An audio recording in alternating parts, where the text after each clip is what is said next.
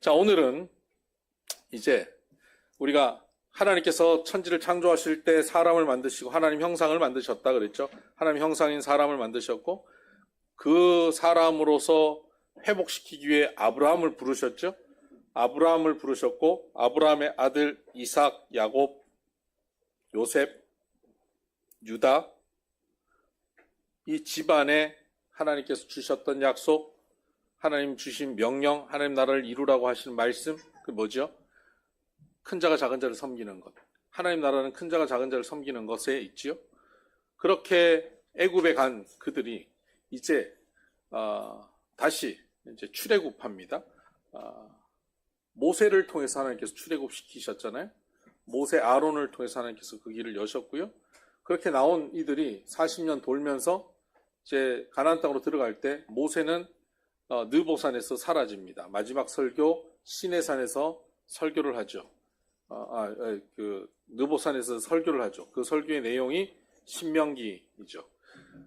그렇게 모세는 사라지고 그 이후에 등장한 인물이 여호수아입니다. 여호수아를 통해서 가나안 정복 전쟁을 성공적으로 이루죠. 그리고 여호수아서 뒤쪽에 땅을 나누는, 전쟁은 한 마음으로 하는데 그 다음에 땅을 나누면서 서로 마음 다 갈라지잖아요. 뭐 정치인들도 보세요. 누구 한 명 대통령 만드는 데는 같이 마음을 모아서 했다가 그러고 농공행상하면서 서로 파워 게임 하면서 서로 나눠지잖아요. 사람들의 모임은 다 그렇습니다. 여호수아를 통해서 그 땅, 가나안 땅을 차지하고 난 다음 서로가 갈라지고 분열할 수 있는 상황에 이 갈렙의 섬김은 그 이스라엘 백성들이 가나안 땅에서 하나님 나라를 이룰 수 있게 되는 결정적 섬김이었다는 것입니다. 아브라함 그 가문에 주셨던 말씀, 큰 자가 작은 자를 섬기게 하시는 그 말씀, 이것이 하나님 나라의 법칙입니다. 하나님이 우리를 섬김으로 이 땅에 하나님 나라가 이루어진 거잖아요. 하늘 보좌를 버리고 이 땅에 내려오셔서 우리를 죽기까지 사랑하시고 섬기신 그 사건, 그 핵심 메시지입니다. 그 핵심 주제가 성경 전체를 흐르고 있는 겁니다. 이것이 갈렙을 통해서 또 이루어지죠. 그러면서 하나님 나라는 가나안 땅에 성취되기 시작합니다. 그렇게 성취되어서 이제 그 가나안 땅에서 하나님 나라를 이루고 사는 것, 그것이 이제 우리가 기대하는 이스라엘 백성들의 삶의 모습입니다. 그런데 그렇게 들어간 가나안 땅에서 그들은 하나님 나라를 누렸느냐? 누릴 때도 있었지만 누리지 못하는 시간들이 훨씬 많았습니다. 그들은 그 이후 300년 세월을 암흑기 같은 시간을 보냅니다. 이 시간을 사사기라고 부릅니다. 사사기의 그 시간을 한마디로 성경은 뭐라고 표현하고 있냐면, 한번 사사기 한번 찾아보십시다. 사사기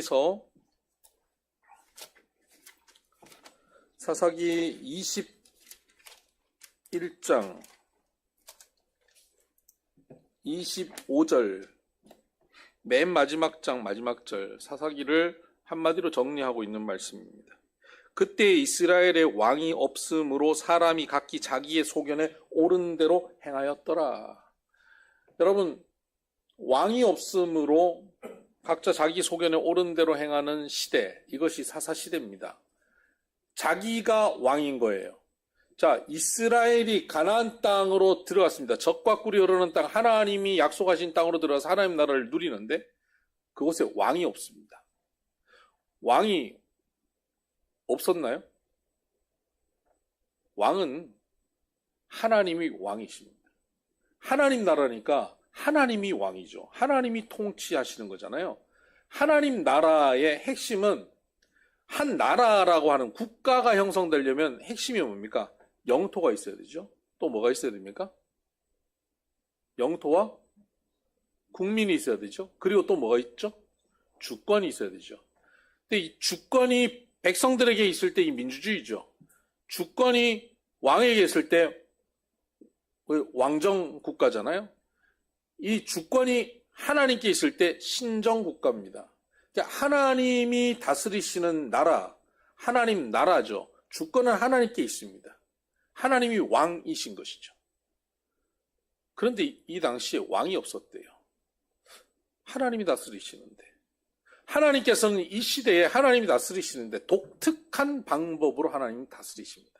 그 방법이 뭐냐면, 신앙적으로는, 영적으로는 제사장을 중심으로 하나님께 예배하게 하고, 정치적으로는 사사를 세우셔서, 이 사사가 재판관, 판관들이란 뜻입니다.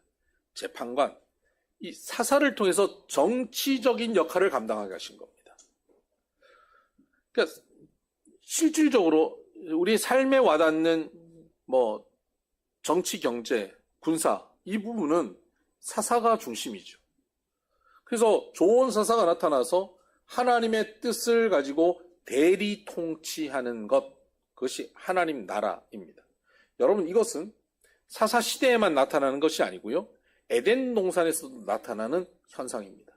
에덴 동산에서도 하나님께서는 아담과 하와를 만드시고 뭐라고 얘기하십니까? 땅을 너희들이 나가서 어떻게 해요? 생육하고 번성하여 땅을 정복하고 땅을 다스리라 라고 말씀하시죠. 생육하고 번성하고 정복하고 다스리는 것.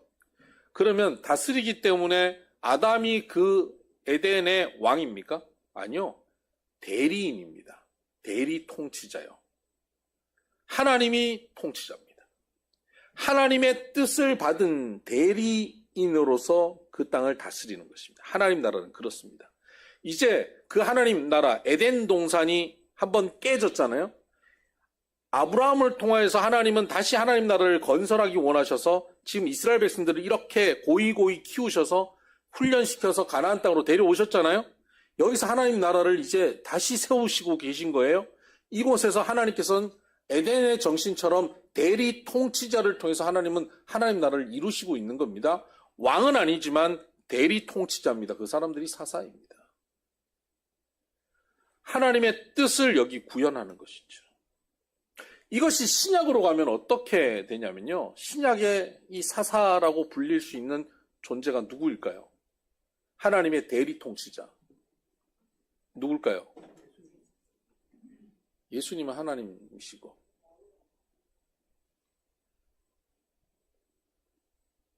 여기 청지기 캠프 갔다 오신 분들 많죠? 하나님의 대리 통치자는 누굴까요? 청지기죠. 우리가 다 대리 통치자입니다. 우리의 삶에 하나님 나라가 이루어지도록 하나님께서는 하나님의 것을 내게 맡겨주신 거예요. 아담에게 맡기신 것처럼, 사사에게 맡기신 것처럼 오늘 내 삶에 내가 주인이 아닌데 내게 내 생명을 맡기셨고, 내 물질을 맡기셨고, 시간을 맡기셨고, 내 자녀를 맡기셨어요. 나는 주인이 아니에요. 나는 왕이 아니에요.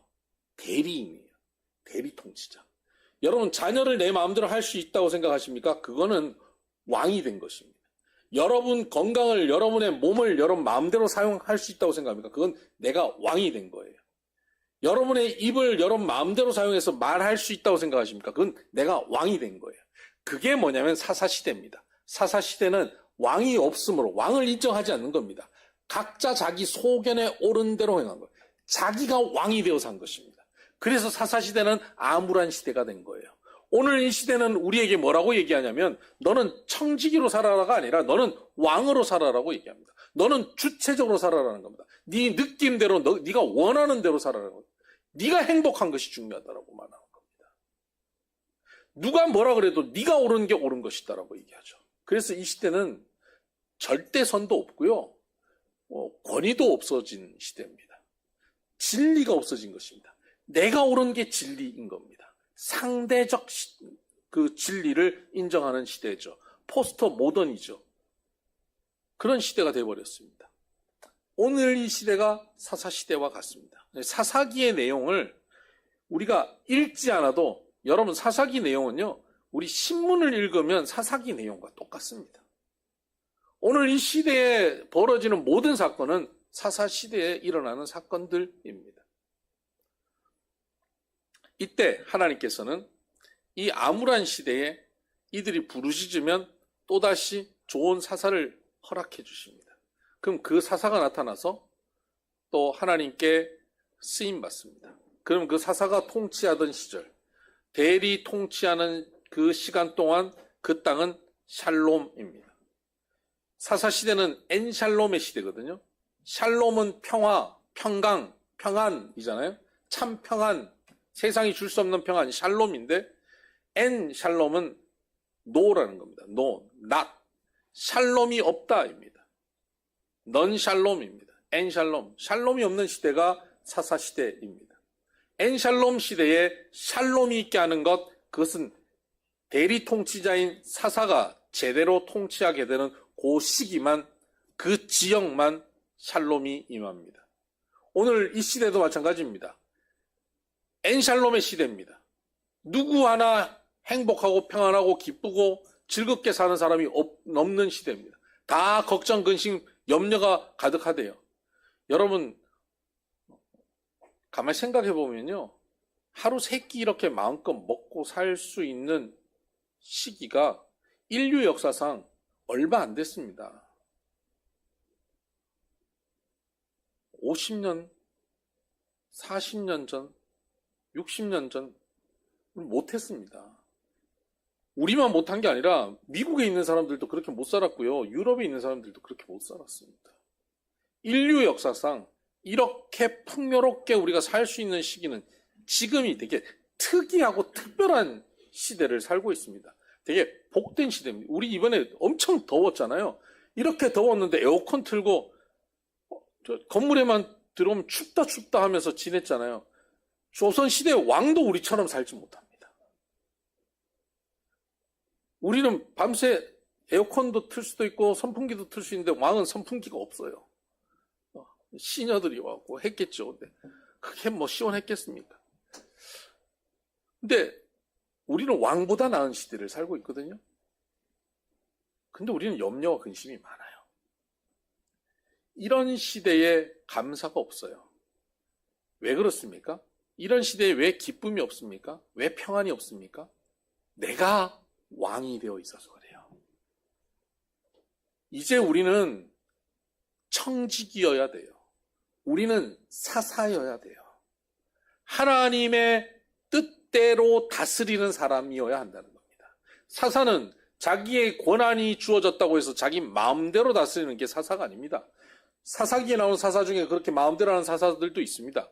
근데 그럴 때는 엔샬롬이에요. 근데 이 사사가 하나님 뜻에 맞게 행할 때는 샬롬입니다. 오늘 우리는 청직이죠. 사사죠.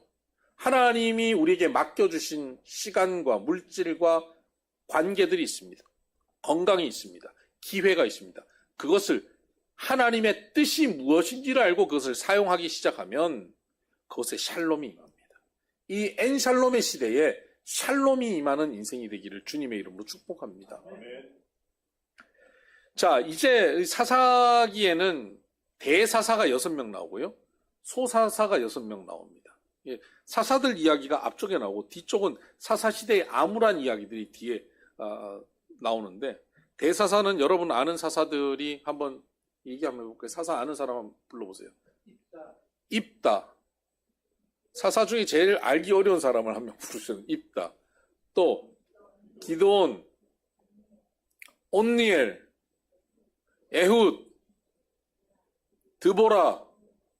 우리 권영희 장로님이 영어 이름이 드보라인데, 예? 돌라는 소사사. 삼손 섭섭하겠다. 예? 그리고 소사사가 삼갈, 돌라, 야일, 입산, 엘론, 압돈 이런 소사사들이 있습니다. 이 많은 사사들을 우리가 다 지금 하면 우리가 못 끝내고요. 이 중에 2명만 골랐습니다. 에훗과 기드온을 보겠습니다. 하나님께서 에훗을 사사로 세우실 때 그 시대는 모압 왕 에글론이 이스라엘 백성들 가나안 땅을 쳐들어와서 그곳에 한번 볼까요? 사사기 3장 13절 에글론이 암몬과 아말렉 자손들을 모아가지고 와서 이스라엘을 쳐서 종려나무 성읍을 점령한지라. 이에 이스라엘 자손이 모압 왕 에글론을 18해 동안 섬기니라. 18해 동안. 와, 거의 20년이잖아요. 20년 세월을 이렇게 종속돼 있는 겁니다. 얼마나 고통스럽습니까? 그런데 이들이 어느 성읍을 뺏었냐면 종려나무 성읍을 점령했다. 이 종려나무 성읍을 다른 말로 얘기하면 여리고 성입니다. 여리고 성은 이스라엘 백성들이 가나안 땅을 점령하는데 가장 상징적인 성이었습니다. 가장 강력한 성이었고 첫 번째 성이었고, 그 여리고 성을 딱 침으로 이스라엘 전체의 위쪽과 아래쪽이 있는데 가나안 땅, 그 중앙에 있는 여리고 성을 딱 침으로 마치 인천 상륙작전처럼 기선을 완전히 제압시킨 곳이죠. 여리고 성을 쳤다. 가나안 땅 전체를 정복하게 되는 주요한 거점을 차지하게 된 것이죠. 근데 그곳을 뺏겼습니다. 핵심을 뺏긴 겁니다. 변방을 뺏긴 게 아니라 중심을 뺏긴 겁니다. 완전히 무너진 상태. 모압 왕 에글론에 의해서 암몬과 아말렉을 끌고 와서 그들을 짓밟아 버린 겁니다. 거의 20년 세월 그곳에 조공을 바치며 사는 고통의 시간들을 보냅니다. 주권을 상실합니다. 여러분, 하나님이 약속하신 젖과 꿀이 흐르는 땅에 들어갔는데 하나님을 왕으로 인정하지 못하고 우리의 청지기 의식을 갖고 있지 못하고 내가 주인인 것처럼 살다 보면 주권을 잃어버립니다. 하나님 나라를 우리는 누리지 못합니다. 여러분, 이 땅에서 우리가 하나님 나라를 누리려면 어떻게 해야 됩니까? 하나님께서는 우리에게 하나님 나라를 주시거든요. 주시려고 하시거든요. 주기를 원하시는 거예요. 그런데 이 땅에서 그 하나님 나라를 누리려면 어떻게 해야 됩니까? 주권을 하나님께 드려야만 누릴 수 있습니다. 못하니까 이렇게 고통의 시간이 허락된 겁니다. 고통의 시간을 허락하신 이유는 뭘까요? 하나님께 부르짖고 주권이 하나님께 있음을 깨닫고 돌아오라고 하시는 것입니다. 그래서 성도들에게 주어져 있는 모든 고난은 우리를 멸망케 하는 고난이 아니라 우리가 깨닫고 주께로 돌아와 하나님 나라를 누리게 하는 자극제인 겁니다. 우리에게 모든 어려움, 고난이 오면 우리는 그때 하나님의 주인 되심, 하나님의 왕 되심을 회복시키는 사건, 고백들이 우리에게 있어야 됩니다. 제가 우리 교인들에게 자주 얘기하지만 우리가 회개해야 될 것은요, 오늘 아침에 막 누구한테 성질 낸 것, 누구한테 거짓말한 것, 이런 것도 회개해야겠죠. 근데 더 근본적인 회개는 뭐라고요? 우리가 반드시 회개해야 되는 근본적인 회개가 뭐죠? 주권입니다. 내가 주인됨을 회개해야 됩니다. 매주일 우리가 지난 한 주간 우리의 삶을 회개하자고 할 때 우리가 반드시 회개해야 되는 게 이겁니다. 지난 주간도 내가 주인 되어 살았습니다. 내 마음대로 말하고 살았습니다. 내 원하는 대로 행동하고 살았습니다. 하나님이 주인이심을 자꾸 놓치고 거부하고 살았습니다. 용서해달라고. 이게 회개의 핵심이어야 됩니다. 이 회개를 하고 부르짖을 때 하나님께서 에훗이라고 하는 사사를 세우십니다. 근데 이 에훗은요, 특징이 15절 이스라엘 자손이 여호와께 부르짖음에 여호와께서 그들을 위하여 한 구원자를 세우셨으니 그는 곧 베냐민 사람 게라의 아들 왼손잡이 에훗이라. 왼손잡이 에훗입니다. 여러분, 여기 왼손잡이 손 들어보세요. 네, 정양관 집사님 왼손잡이. 왼손잡이를 예전에는 왼손잡이가 있으면 어떻게 해요? 자꾸 왼손 못 쓰게 하고 오른손 쓰게 하고 그랬죠. 근데 요즘은 어떻습니까? 왼손 쓰게 하죠. 오히려 왼손잡이가 머리가 더 좋다고 하잖아요. 왼손도 쓰고 오른손도 쓰고. 근데 여기 나오는 왼손잡이는 그 왼손잡이가 아니에요. 오른손에 장애가 있는 이라고 하는 뜻입니다. 그냥 왼손잡이가 아니라 이 히브리 원어의 뜻은요, 오른손에 장애가 있다라고 하는 뜻입니다. 오른손에 장애가 있는 에훗입니다. 근데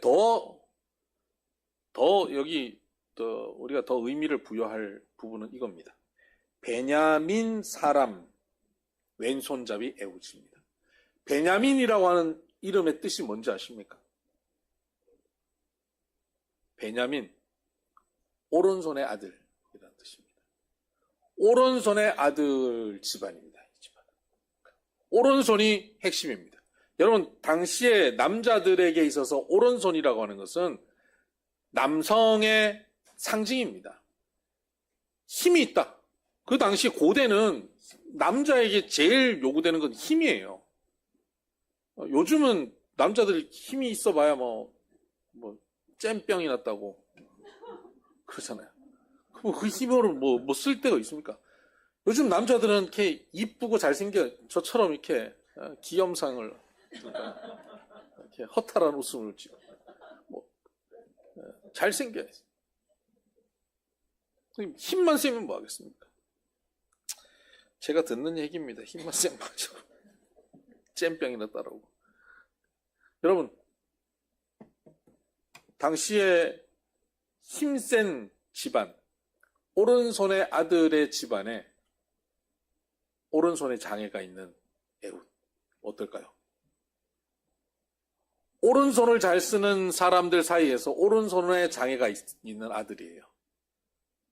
얼마나 컴플렉스에 빠져 있는 사람이겠어요. 얼마나 사람들이 그를 놀렸겠습니까? 인간 취급하지 않았을 것입니다. 여러분, 오늘 이 시대가 그렇지 않습니까? 오늘 이 시대가 뭡니까? 애들은 어떻습니까? 애들 학교 다니면 뭐 합니까? 어떤 시대입니까? 성적이 좋아야 되는 세상에 사는 아이들인데 성적이 나빠요. 어떻게 돼요? 어려움 당하는 겁니다. 오늘 이 시대는 무슨 시대입니까? 돈이 전부인 시대라고 얘기합니다. 돈이면 다 하지 하는 시대예요. 자본주의 사회입니다. 돈 있으면 돈 많은 사람을 우리는 부자라고 부르기도 하지만 우리 흔히 뭐라고 그럽니까? 잘 산다 이럽니다. 어떻게 거기 잘 사는 거예요? 어떻게 잘 사는 게 어떻게 돈 많은 게 잘 사는 걸까요? 돈 많아도 잘 못 사는 사람이 천지인데. 근데 우리는 돈 많은데 그걸 잘 산다라고 표현하는 그런 시대를 살고 있어요. 돈이 주인인, 돈의 세상에서 돈이 없는 사람들 어떻습니까? 소외되고 실패했다고 느끼는 세상 아닙니까? 저처럼 이렇게 훌륭한 인물을 갖고 있는 여기 다 미모가 출중하신 분들이신데 우리처럼 이렇게 미모가 출중한 사람들이 가득한 미모의 나라 아닙니까? 지금 대한민국 한 미모 없어도 또 관리 잘하면 또 다 한 미모가 돼요. 그런 세상이에요. 비행기 타고 들어와서 다 미모를 갖추고 돌아가게 하는 그런 나라 아닙니까? 우리나라가. 그런 나라에서 인물이 떨어진다? 힘든 세상이에요. 지금 이 나라에 유행하는 것을 따라가지 못하면 힘든 거예요. 그것처럼 베냐민 집안에 오른손에 장애가 있는 에훗은 그런 사람이었습니다. 그렇게 자랐지 않겠습니까? 그렇게 눈치 보고 주눅들어 살았지 않겠습니까? 그 사람을 하나님께서 구원자로 택하십니다. 하나님께서는 약한 자, 초라한 자, 힘없는 자, 어리석은 자, 소외받은 자 그런 사람인데 하나님께서 들어서 사용하십니다. 잘난 사람, 능력 있는 사람이 아니에요. 아무것도 할 수 없는 것처럼 보이는데 하나님이 쓰신다고 하면 사용하실 수 있는 거예요. 지난주에 여러분 비웃었죠? 마른 막대기 같은 저를 그랬더니 비웃었잖아요. 뭐 얼마나 말랐길래 퉁퉁한 막대기 같은 저도 사용하시는 하나님. 여러분 마른 막대기 같은 여러분도 사용하시는 거거든요. 하나님께서 붙잡으시면 얼마든지 사용하실 수 있는 거예요. 아멘입니까? 에훗을 그렇게 사용하신다는 겁니다. 오른손에 장애가 있는 에훗을 사용하십니다. 근데 그는 15절 하반절에 보니까 이스라엘 자손이 그를 통하여 모압 왕 에글론에게 공물을 바칠 때에 조공을 바칩니다. 이 에훗이 조공 바치는 인물로 갑니다. 여러분 왕 앞에 다가가는 사람들은 검색대를 통과해야 됩니다.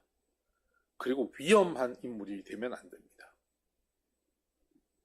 근데 에훗은 어떻습니까? 이스라엘 남자들 중에 제일 위험하지 않는 남자로 딱 보입니다. 오른손에 장애가 보이는 사람이거든요. 쟤는 힘도 없는 애야. 쟤는 왕 옆에 갖다 놔도 왕이 쟤를 제압할 아무 힘이 없는 애야. 위협적이지 않는 인물입니다. 그래서 공물을 바치는데 이 사람이 사용되는 겁니다. 18년 동안 공물을 갖다 바칩니다. 에훗이 몇 년째 공물을 갖다 바치는지, 1년에 몇 번 공물을 바쳤는지는 모르지만 이 한 번이 에훗의 첫 번째 공물 바치는 일은 아니었을 것입니다. 그는 여러 차례 반복해서 공물을 바치러 갔을 것입니다. 그러다가 하나님께서는 그에게 마음을 두신 것이죠. 너를 통해서 내가 구원하겠다는 겁니다. 그때 그는 칼을 준비합니다. 한 규빗 때는 좌우에 날선 칼, 16절, 에훗이 길이가 한 규빗 때는 좌우에 날선 칼을 만들어 그의 오른쪽 허벅지 옷 속에 차고, 허벅지 옷 안쪽으로 차는 겁니다. 좌우의 날선 칼입니다. 여러분, 좌우의 날선 칼은 위험한 것이 찔렀다가 빼지를 못한대요. 그러니까 칼이 이쪽 한쪽은 날서고 한쪽은 아니어야 찔렀다가 뺄 수가 있다는 거죠. 근데 이게 좌우에 날서면요, 찔렀다가는 뺄 수가 없대요. 그러니까 한 방에 못 보낼 거면 아예 뺄 수 없는 칼이 이 좌우에 날선 칼이에요. 그러니까 이 칼을 준비해 간 겁니다. 이 칼을 숨기고 들어갔습니다. 그 전까지 여러 차례 공물 갖다 바칠 때 검색 다 했겠죠? 근데 저 사람은 아무 능력이 없는 사람이다. 전투력이 없다는 것을 다 확인됐죠? 검색도 건성건성하는 것을 확인했던 것이죠? 내가 가면 아무도 검색하지 않는다는 것을 아는 겁니다. 금속 탐지기도 없고. 그래서 넣고 간 거예요. 갔다가 공물을 바치고 난 다음 나옵니다. 나 이거 차고 가도 아무 문제 없구나. 다시 나왔습니다. 나왔다가 사람들을 돌려보내고 자기만 다시 돌아갑니다. 그리고 모압 왕 에글론에게 내가 은밀하게 아랠 일이 있다라고 말합니다. 그랬더니 에글론이 주변의 신하들을 보내고 1대1로 만나서 얘기를 하려고 합니다. 여러분, 이런 일이 이 한 번이었겠어요? 그 전에도 여러 차례 있었기 때문에 이게 가능한 일입니다. 몇 번의 이런 일들을 경험하면서 왕의 마음을 얻어낸 것입니다. 왕이 좋아할 만한 정보를 준 것이죠. 이스라엘에 대한 정보도 줬고, 또 특별히 모압 사람들은 이스라엘에 대해서 약간 컴플렉스를 갖고 있는 족속이거든요. 모압이 누구냐면 아브라함의 조카 롯의 그 딸들이 아버지한테 술 먹여가지고 왜 소돔 무너지고 갖고 산에서 자기들 이제 자손 못 본다 그래서 아버지와의 관계 속에서 애를 낳아가지고 그 아이들이 너네는 이 여호와의 전에 여호와의 회중에 들지 못한다라고 아주 딱 하나님이 잘라 정리시켜 놓은 족속들, 모압, 암몬 아닙니까? 그러니까 모압과 암몬은 거기에 대한 컴플렉스가 있습니다. 그래서 이스라엘의 그 회중에서 일어나는 일이 뭔지를 알고 싶어 하는, 나도 그곳에 들어가고 싶어 하는 그런 마음을 갖고 있는 사람들이 모압이고요. 특히 이스라엘 백성들이 40년 동안 광야를 다니면서 홍해를 건너고 그 애굽이 무너지고 그 많은 전쟁에 승리하고 가나안 땅의 전쟁에 승리한 그것을 보면 저 이스라엘의 하나님이라고 하는 그 신이 얼마나 대단한가에 대한 그 신비감에 빠져 있습니다. 지금은 비록 모압이 이스라엘을 이겼지만 여전히 이스라엘의 그 신인 여호와 하나님에 대한 그 신비감이 있죠. 당시 고대 전쟁은 특히 이쪽 족속과 저쪽 족속이 전쟁을 하면 이쪽이 이기고 나면 저쪽 족속의 신을 무시하는 게 아니라 그 족속의 신도 우리의 신전에 데려와서 대접합니다. 그래서 저 패배한 족속의 신도 섬김으로 우리를 돕게 만들겠다는, 그게 고대 전쟁의 방식이거든요. 그러니까 모압이 이스라엘을 정복하고 난 다음에 이스라엘의 신인 여호와 하나님에 대한 정보를 계속 알기를 원하죠. 근데 문제는 뭐냐면 여호와 하나님은 이 형상이 없는 거예요. 우상이 아니잖아요. 우상이 뭐 형상이 있으면 갖다 놓으면 되는데 모르니까 계속 물어야 돼요. 근데 그 정보를 알려주는 거예요. 은밀한 것을 알려준다. 그러니까 그것을 알고 싶어서 혼자 1대1로 왔는데 20절에 보면 에훗이 그에게 들어가니 왕은 서늘한 다락방에 홀로 앉아 있는 중이라 에훗이 이르되 내가 하나님의 명령을 받들어 왕에게 아뢰릴 일이 있나이다 하매 왕이 그의 좌석에서 일어나니. 여러분, 에훗이 말을 하는데 왜 왕이 왜 일어납니까? 하나님의 신탁을 가지고 왔다고 하니까 일어난 거예요. 그 여호와 하나님의 말씀, 신의 말씀을 들으려고 최소한의 그 경외하는 마음을 가지고 자세를 취하는 겁니다. 그래서 왕이 일어나려고 하는 거예요. 일어나려고 하는 그 틈에 왕이 비둔했거든요. 그 틈에 칼을 빼서 왼손으로 원샷 원킬. 근데 이 칼이 들어가서 등 쪽으로 완전히 들어갑니다. 22절 보면 칼자루도 나를 따라 들어가서 그 끝이 등 뒤까지 나갔고 그가 칼을 그의 몸에서 빼내지 아니하였으므로 기름이 칼날에 엉겼더라. 이렇게 칼자루가 완전히 등 뒤로 빠져들어갈 만큼 깊이 칼이, 그러니까 몸이 칼을 삼켜버린 것이죠. 소리도 못 내고 죽은 겁니다. 그리고 그는 다락 창문을 통해서 도망 나옵니다. 그리고는 나와서 백성들에게 이 소식을 전하니까 백성들이 다 달려 나옵니다. 그리고는 그 에글론의 부하들을 그들이 공격해서 이기죠. 27절 그가 이르되 에브라임 산지에서 나팔을 불매 이스라엘 자손이 산지에서 그를 따라 내려오니 에훗이 앞서가며 그들에게 이르되 나를 따르라 여호와께서 너희의 원수인 모압을 너희의 손에 넘겨주셨느니라. 나팔을 부니까 18년 동안 거의 20년 세월을 꼼짝 못하던 힘없이 그냥 당하기만 했던 사람들이 에훗의 나팔 소리에 일어나서 전쟁을 수행합니다. 그리고 그 전쟁에 보면 29절 그때 모압 사람 약 10,000명을 죽였으니 모두 장사여 모든 용사라. 한 사람도 도망하지 못했더라. 그냥 대충 적이 아니에요. 장사와 용사예요. 특공대들이에요. 그 사람 10,000명을 죽입니다. 이 사람들 때문에 완전히 20년 세월을 짓밟히던 사람들이 에훗 한 사람이 용기를 내고 하나님 앞에 쓰임받고 하나님 뜻을 행하니까 죽어있던 사람들이 일어나게 된 것입니다. 이것이 사사입니다. 사사는요, 내가 하나님의 뜻에 순종하는 순간 나의 순종은 주변에 영향을 미칩니다. 이 사사의 영향력입니다. 내가 하나님의 뜻에 순종하면 가만히 있던 사람들, 안 움직일 것 같은 사람, 20년 동안 안 움직이던 사람들이, 패배감에 사로잡혔던 사람들이 거짓말처럼 움직입니다. 장사의 용사들을 이겨버리는 놀라운 사건들이 일어납니다. 이들에게 새로운 힘이 생긴 게 아니에요. 그들이 소망을 가지고 그들이 용기를 내니까 가능했던 거예요. 이미 이전에도 가능했던 일인데 그 용기를 내지 못하게 만들었던 겁니다. 여러분, 오늘 우리가 하나님께 붙잡혀서 쓰임받는 청지기로 하나님의 뜻을 받들어 우리의 삶의 현장에서 살면 우리의 가정도 우리의 삶의 자리도 이렇게 패배감에 휩싸여 있다가도 일어날 수 있습니다. 여러분 자녀들이 혹시 패배감에 휩싸여 있거나 배우자가 패배감에 휩싸여 있습니까? 여러분이 청지기로서 사사로서의 하나님의 뜻을 붙잡고 그 뜻에 맞게 걷기 시작하면 그들도 일어납니다. 여기 가장 패배감에 사로잡혀 있을 만한 사람이 누굽니까? 에훗입니다. 오른손의 집안에서 오른손에 장애가 있는 에훗이요. 늘 가장 패배감에 사로잡힌 사람들 속에 패배감에 사로잡혔던 사람이 에훗일 텐데 그는 그곳에서 오른손에 장애가 있는 사람이 아니라 왼손잡이로 살기 시작한 겁니다.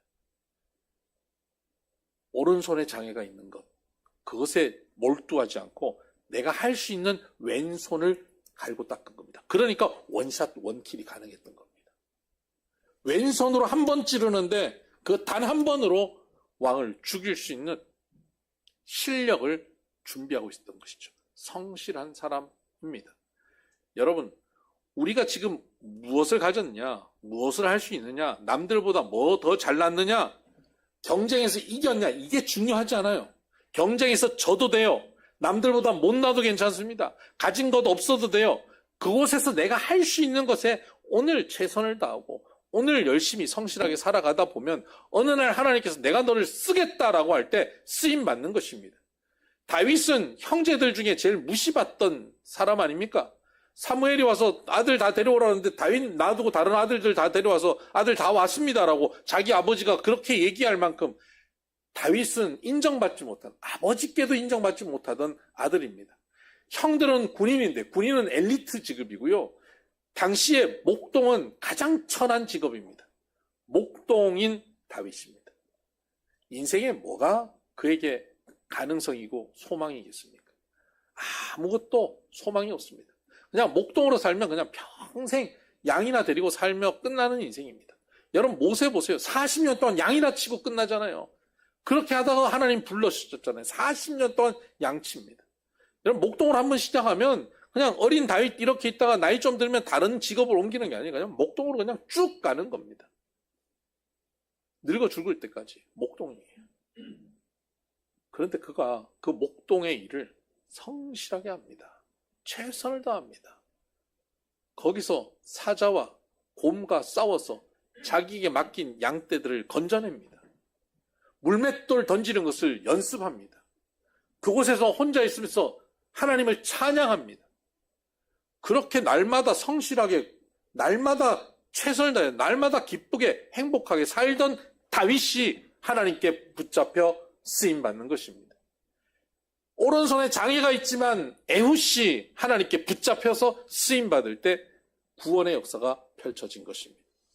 여러분은 어떤 부족함이 있습니까? 남들에 비해서 없는 게 뭡니까? 어떤 분은 그럴 거예요. 우리 집은 이것도 없고 저것도 없고 나는 이것도 없고 저것도 없고 나는 참 박복한 뭐다 이렇게 나는 너를 만나가지고 난 참 박복한 뭐다 이렇게 얘기하는 그런 사람들 많은데요.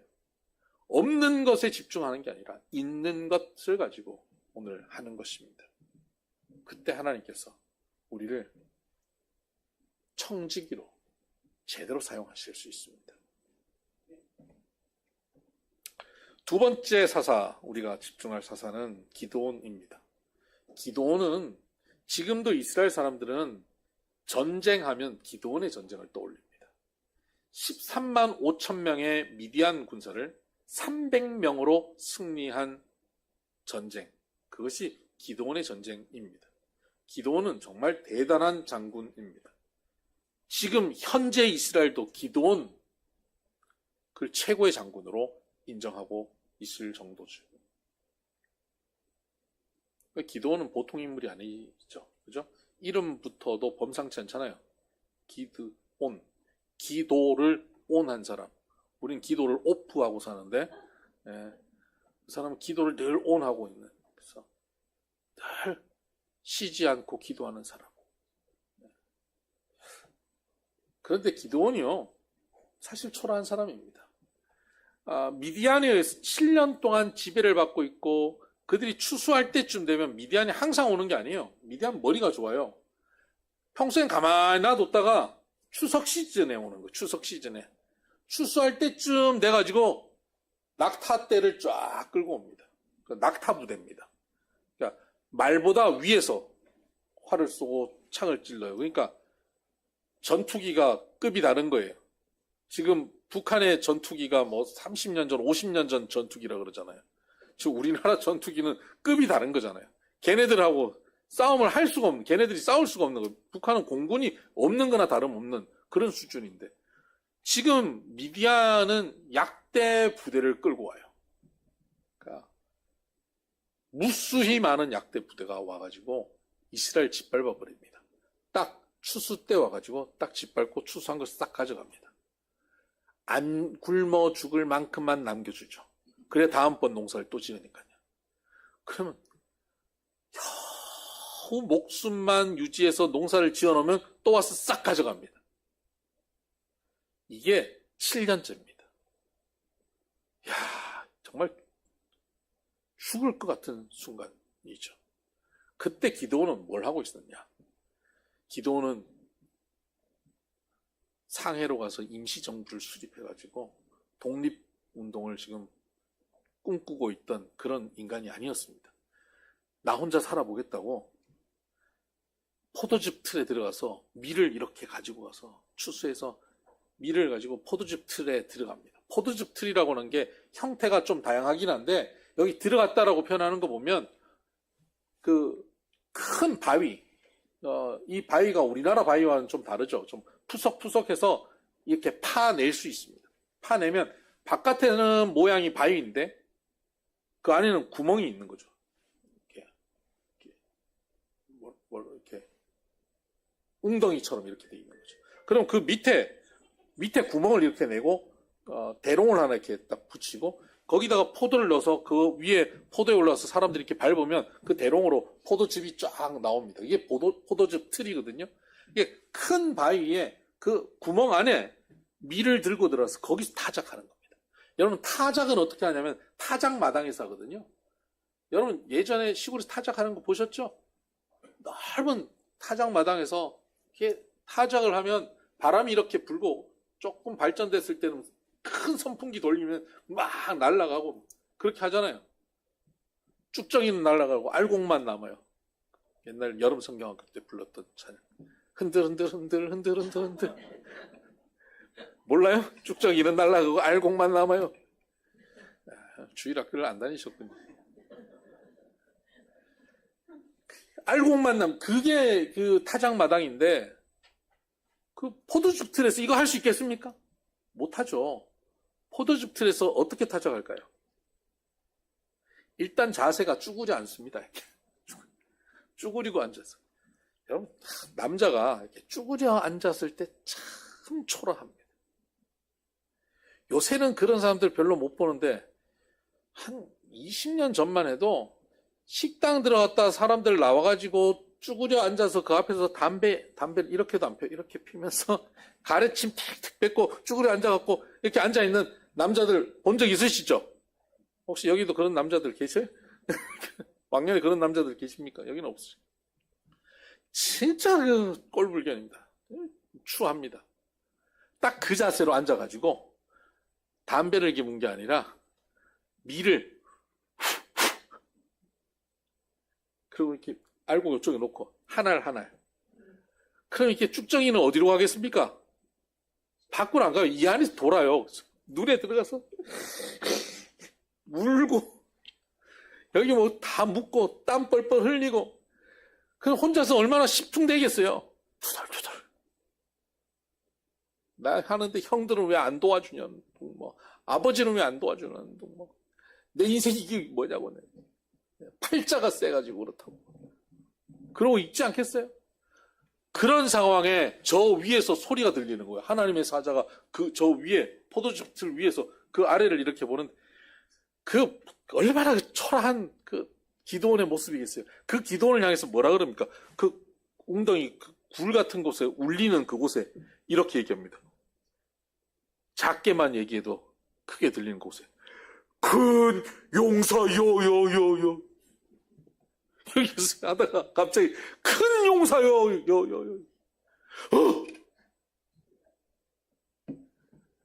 야, 너 지금 뭐 하고 있냐? 이래도 기분 나쁠 텐데 거기다 큰 용사요.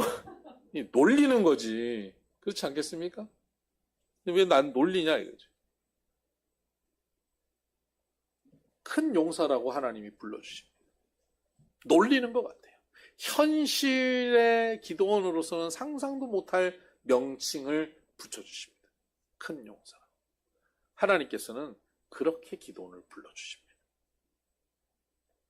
여러분, 오늘 우리가 우리의 현실 속에서 죽지 못해 사는 것처럼 그렇게 살고 진짜 초라하게, 추하게, 연명하면서 자존심 부려가면서 그렇게 남들에게 들키면 너무 초라할 것 같은 그런 모습의 삶을 살고 있는 우리들에게 하나님이 찾아오셔서 말씀하시면 우리의 인생이 달라집니다.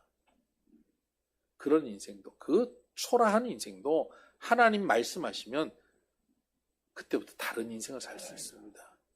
여러분, 하나님의 음성이 내게 들려지는 인생이 되기를 바랍니다.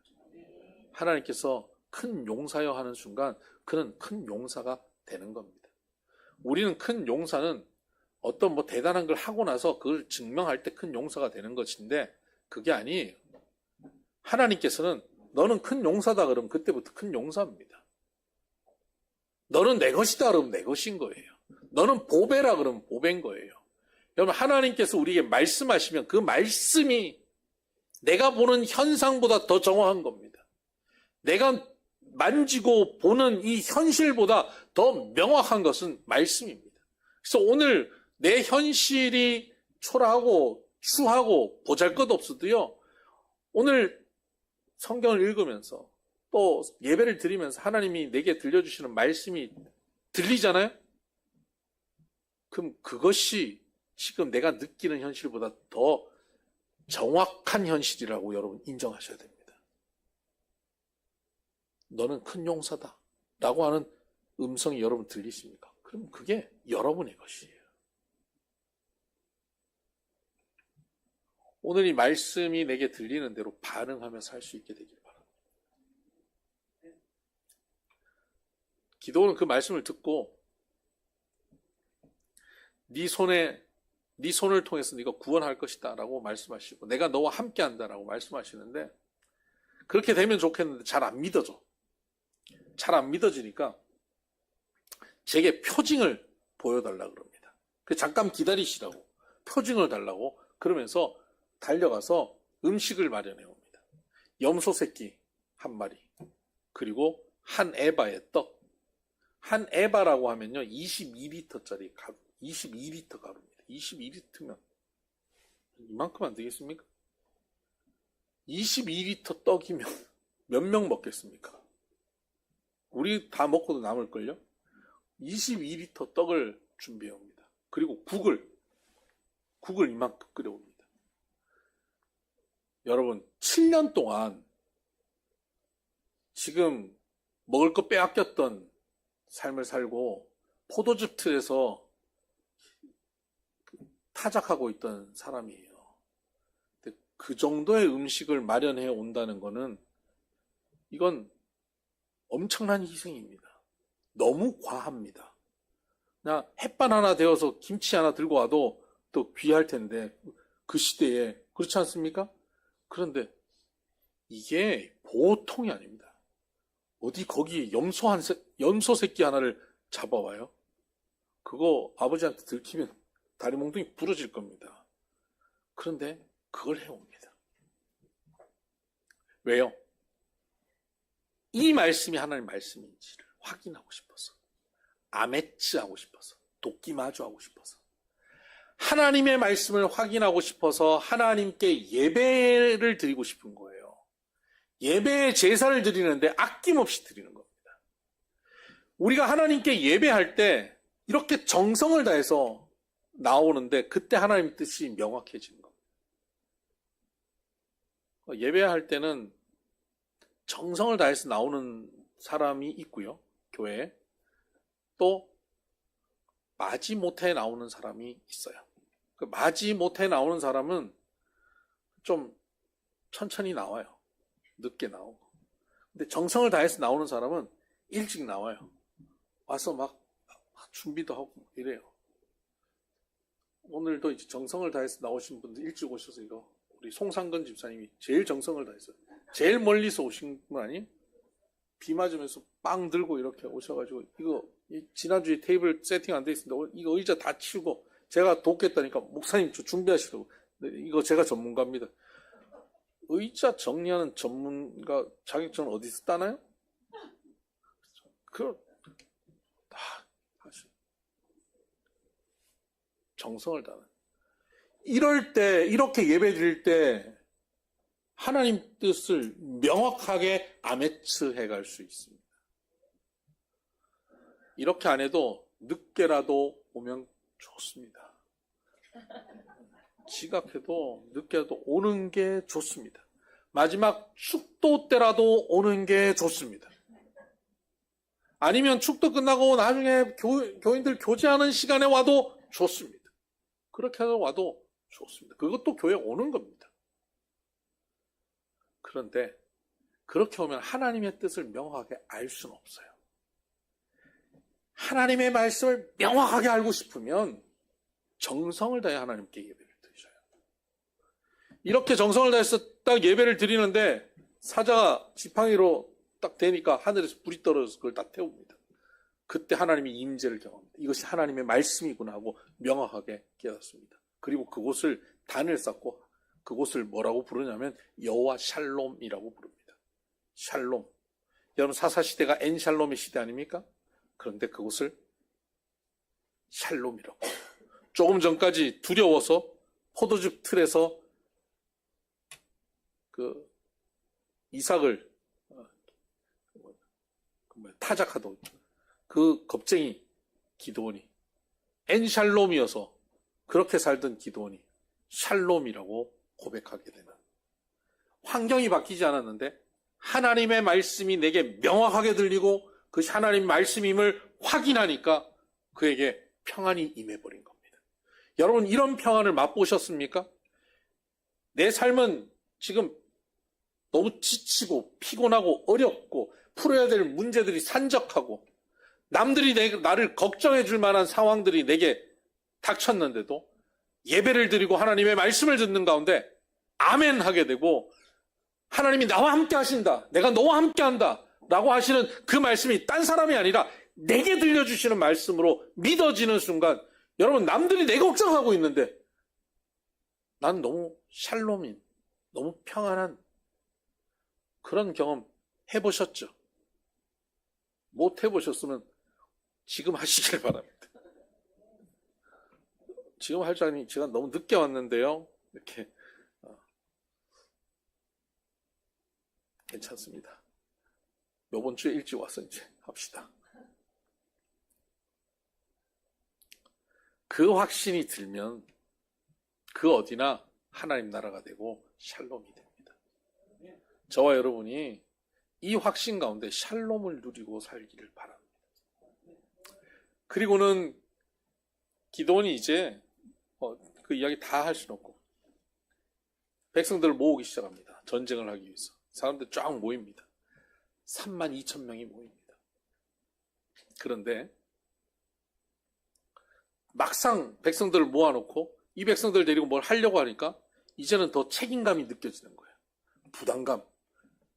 다 모였고 장군, 기드온 장군 어떡할까요? 언제부터 지가 장군이라고 뭐 병법도 모르고 어떻게 해야 될지도 모르는데 지가 할 줄 아는 건 숨어갖고 하는 거 이런 거 할 줄 아는데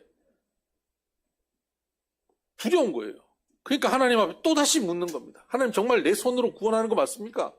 맞다. 제가 표징이 필요합니다. 여러분 이게 아메츠입니다. 도끼마죠.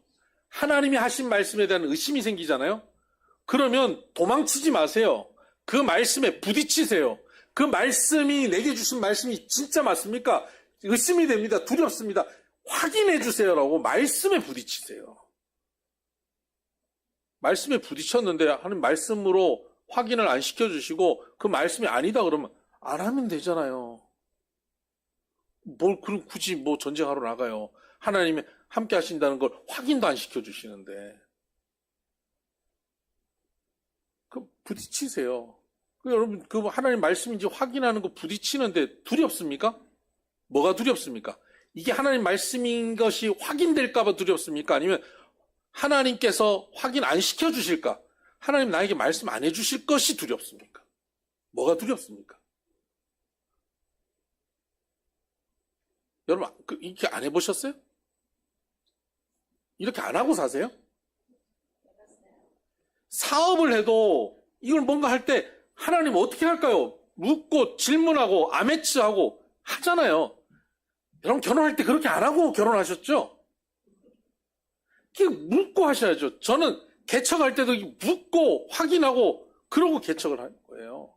미국 유학 갈 때도 그렇고 한국 올 때도 그랬고요. 묻고 또 묻고 또 묻고 하나님께서 확인해주고 확인해주면 그 다음부터 두려움이 없어요. 하나님이 하시는 것이 명확한데 그 다음 뭐가 두렵겠습니까? 어떤 일이 벌어져도 두렵지 않습니다.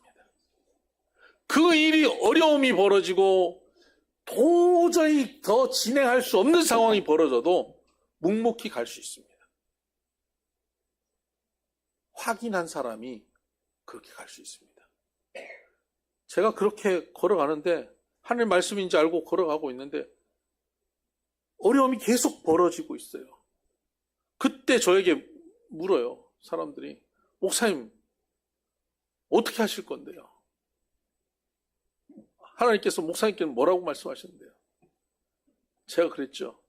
하나님이 저한테 얘기한 거 집사님한테 얘기하면 아멘하고 따라갈 거예요? 안 할 거잖아요. 나에게 분명히 말씀하셨지만 내가 지금 그 얘기 못 해주는 거예요. 나에겐 분명히 말씀하셨어요. 못 먹어도 고.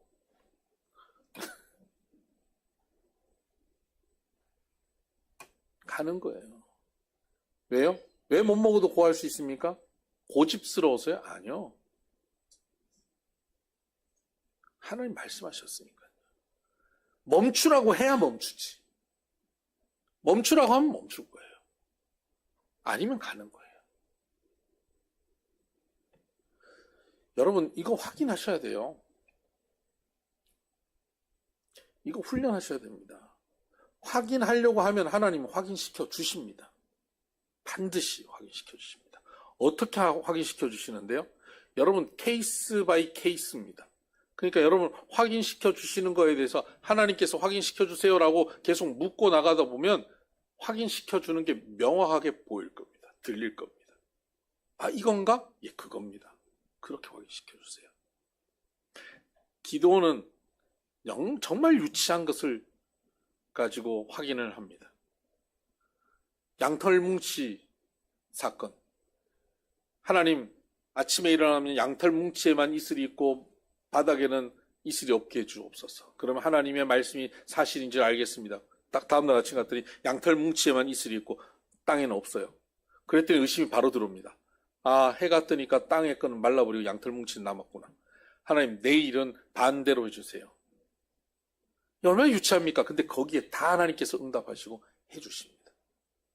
하나님은 우리의 유치한 수준에도 맞추어서 응답하셔요. 아메치 해보세요. 도끼 마주 해보세요. 하나님께서 얼마나 우리에게 세밀하게 응답하시고 우리의 확인시켜 주시는지 모릅니다. 확인 안 시켜주시면 안 움직이면 될 거 아니에요. 확인 안 시켜줬는데 움직이는 건 바보입니다. 그럼 멈추세요. 누가 답답하겠어요? 하나님 답답하시죠. 그럼 하나님께서 확인시켜 주신다니까요. 그래서 기도원이 그게 확인됐습니다. 그때 하나님께서 자, 확인됐지? 그럼 이제 움직이자. 네, 움직이겠습니다. 자, 32,000명 모였지? 네. 적들은 13만 5천 명이지? 네. 싸움이 되겠냐? 좀 어렵겠는데요? 그래, 좀 어렵다. 왜 어렵냐? 너무 많아서 어렵다. 에? 야, 이 중에서 겁나서 돌아가고 싶다는 사람들 돌려보내라. 걔네들 데리고 무슨 전쟁을 하겠냐? 그럴 것 같거든요. 숫자로, 뭐 어차피 숫자 적은데 겁먹고 분위기 흐리는 애들이 있으면 전쟁이 안 되니까. 야, 겁먹은 애들은 집에 돌아가. 여기까지 나왔는데 돌아갈 인간들이 많다고 생각 안 했겠죠? 몇 명 갈 거라 생각했겠죠? 근데 몇 명이 돌아갔냐? 22,000명이 돌아갑니다. 32,000명 중에 22,000명이 돌아가요. 이건 끝난 겁니다. 이 분위기 다 없어진 거예요. 10,000명은 어떻게, 어떤 인연으로 남았는지 모르지만, 어떻게 이렇게 남아가지고 돌아가봐요. 뭐 할 일도 없고, 그런 애들만 남은 것 같아요. 한 10,000명 남았어요. 그때 바로 훈련시킵니다. 막 훈련시키고는 시냇가에 가서 물 먹게 하고는 물 먹는 포즈에 따라서 나눠라. 딱 나눴습니다. 이쪽에 9,700명, 이쪽에 300명. 설마 9,700명을 보내겠었대. 얘네들을 보내라는 거예요. 300명 남았어요. 이쯤 되면 막 가자는 거죠. 뭐 이렇게 되는 거죠. 이건 뭐 하지 말자는 거죠. 이거 무슨 전쟁하는 겁니까? 300명 대 13만 5천 명은 450대 1의 전쟁입니다. 내가 아무리 싸움을 잘해도 450명을 내가 죽인다고 해도 옆에 한 명이 우리 편이 죽으면 나 900명을 내가 상대해야 되는 상황이 되는 거예요. 이런 전쟁을 어떻게 합니까? 그날 밤 그 황당한 순간에 하나님께서 기드온에게 말씀하십니다. 됐다. 지금 내려가라. 아니 지금 어떻게 내려갑니까? 너 안 믿어지지? 안 믿어지죠. 지금 이게 말이 됩니까? 그러면 너 부라라고 하는 부하를 데리고 적진으로 내려가서 적들이 하는 얘기를 들어봐라. 그럼 너 확신이 생길 거다. 그리고 부라를 데리고 내려갑니다. 적들이 보초를 쓰면서 서로 둘이서 얘기하는데 어젯밤에 꿈에 내가 꿈 꿨는데 보리떡 한 덩어리가 오더니 와가지고 우리 미디안 그 텐트를 쳐서 넘어뜨리더라. 그랬더니 옆에 있는 애가 야 그거 기드온 군대가 와가지고 우리를 다 죽이나 보다 개꿈이다 뭐 이러고 있는 거예요. 자기들이 그걸 믿었겠어요? 7년 동안 그렇게 하던 사람들이 기드온이 막 일어났다고 해서 13만 5천 명 약대 부대가 와 있는데 쟤네들이 우리를 이길 거라고 상상이라 하겠어요? 야 그거 개꿈이지. 야 우리가 지나보다 쟤네들이 이기겠다. 농담이죠. 근데 그걸 딱 듣는데 기드온이 아멘 이렇게 된 겁니다. 아멘. 아 우리가 이기는구나. 그 꿈과 그 해몽을 들으면서요. 자기들끼리 장난스럽게 하는 얘기를 들으면서 아멘 해버린 거예요. 근데 옆에 부라를 하나님께서 데리고 가라 그랬잖아요. 옆에 간 친구가 굉장히 현실적인 감각이 뛰어나는 친구였으면 어떻게 했겠어요? 아멘 하는 순간 정신 차려. 야 저게 무슨 아멘. 쟤네들 표정 봐라. 저게 진지한 얘기인지.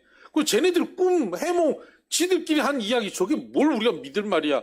저걸 가지고 13만 5천을 300명 데리고 이 밤에 내려온다고? 죽자는 거야 지금? 리더가 그래도 돼?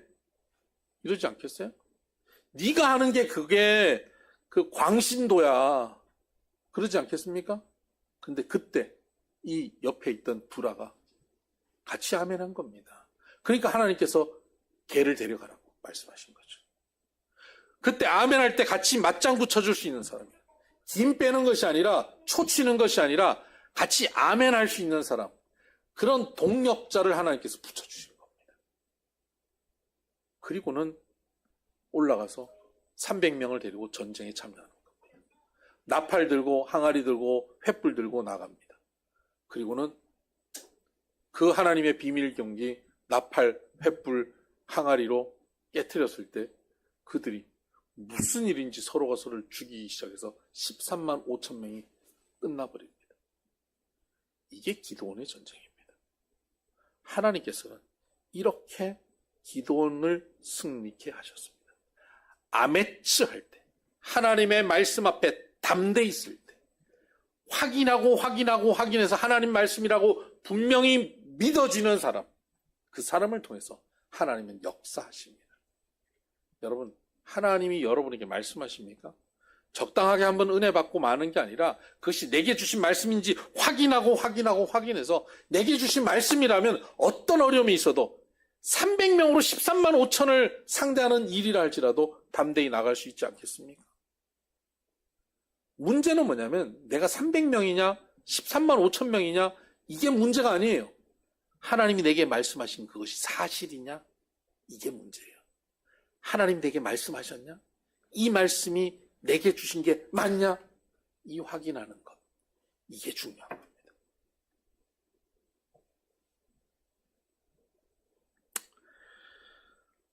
네.